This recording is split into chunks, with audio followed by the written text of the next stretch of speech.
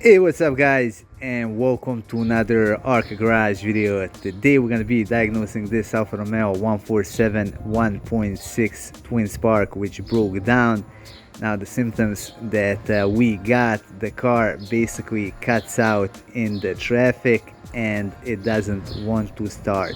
Now after some time passes, the car starts up normally, it drives around for a little bit and the same thing happens again. One thing that I gotta add is that all of these symptoms happen both on the petrol and LPG, so because of that we can eliminate the fuel system. Let's see what's gonna happen if I try to start up the car.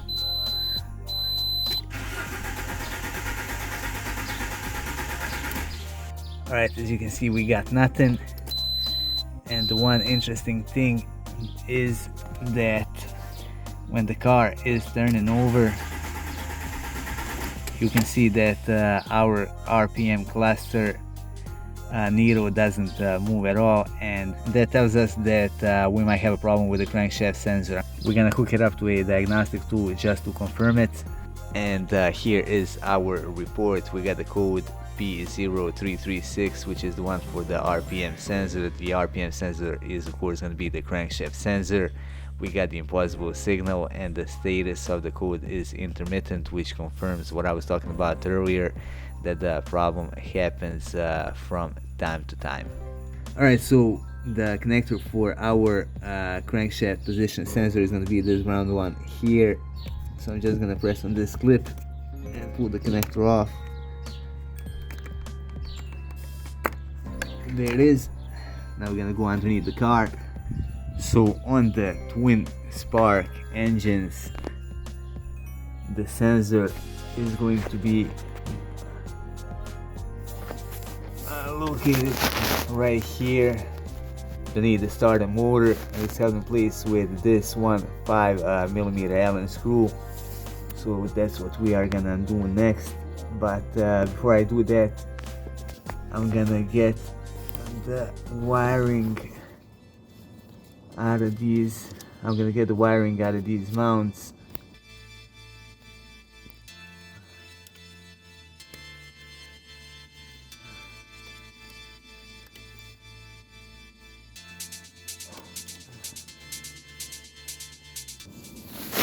And here you can just push this plastic piece down.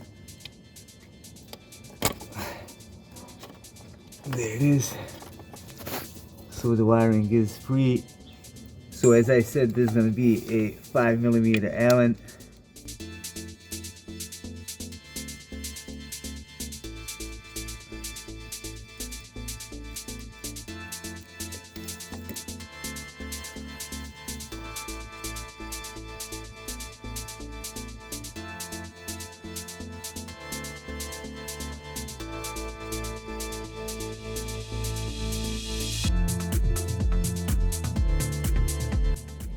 There it is. I'm just gonna wiggle the sensor out. Okay, so that's our sensor right there. Alright, so this is our old sensor. It's made by Bosch, and we got this one from Delphi. I'm just gonna compare them just to make sure that everything checks out. So the length of the cable is the same, and you can see these are the two same sensors. Now keep in mind that in my previous experiences there were cases where I would put the replacement sensor in the car, but it didn't work. I don't really think that that's gonna happen with this Delphi sensor, but I just wanna share that with you anyway. Now when you are performing any work on your car, you of course want to make it easier on you, and instead of first installing the sensor down there then trying to guide the cable up, I'm gonna plug this connector in, and I'm just gonna slide this sensor down, and that's gonna make it a whole lot easier to install. Alright, so I'm just gonna plug the sensor in. There it is.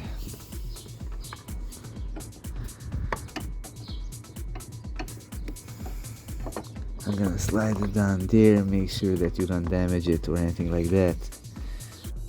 So we got our sensor. I'm gonna take care of the wiring first.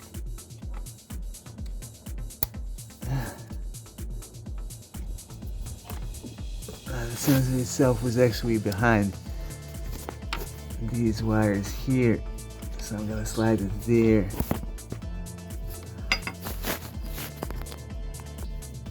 It's time to put the sensor back in its spot.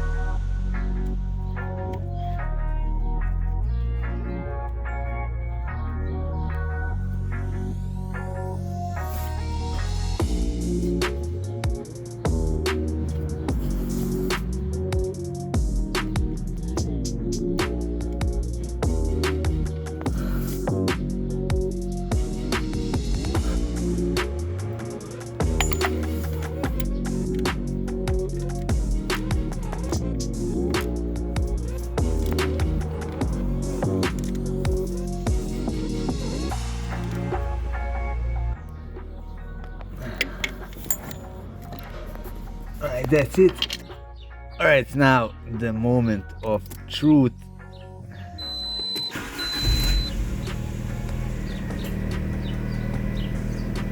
And there you go.